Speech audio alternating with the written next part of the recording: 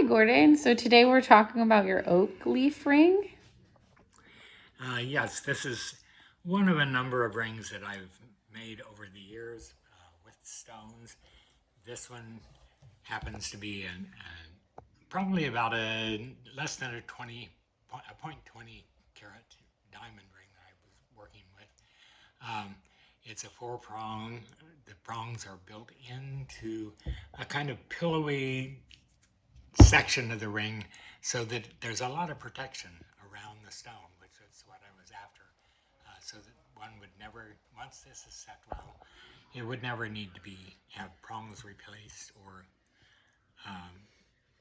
work done that way, which becomes a difficult thing with some prong mountings.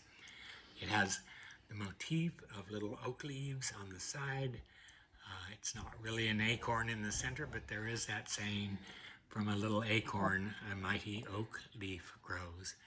And I was liking the story that Momo just said, that it's often the biggest tree in the forest, so it attracts the lightning sometimes, and hence has a nickname of Thor's tree.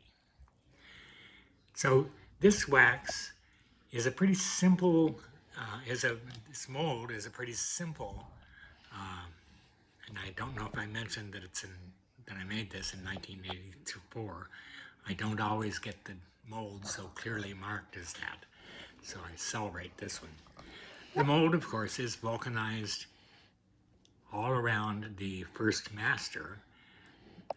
That master would have held the original diamond, because I sold this ring to the client with the proviso that I could take a mold of it and use it as a production piece. That was agreed.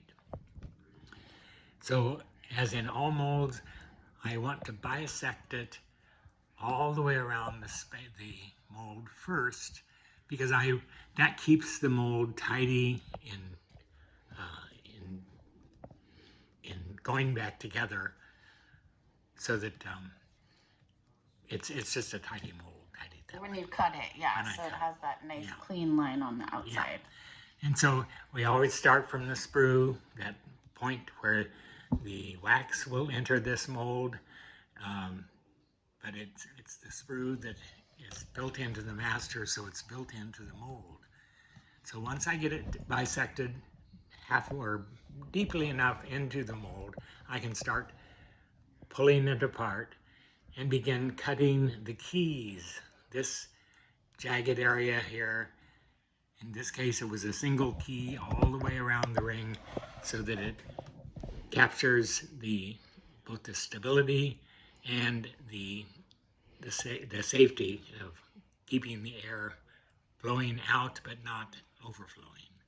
So I'm cutting down the sprue toward the ring and gradually opening it, so that then it is still attached in the center of the ring, because we have that hollow back and the place where the stone sits.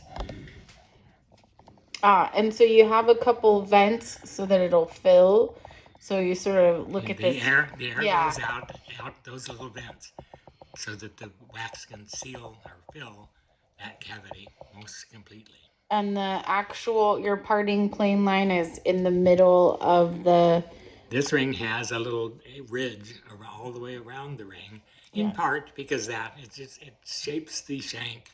It also gives me a line to follow as I cut into the mold. Okay. Anything else you have to add on this? Well, that it's not a solid back ring, so that gives a hollow space behind, so that the wax is going to cast less metal for the cost consideration. Okay. Thank you so much, Gordon, for sharing your time and your expertise. Take care. Sure.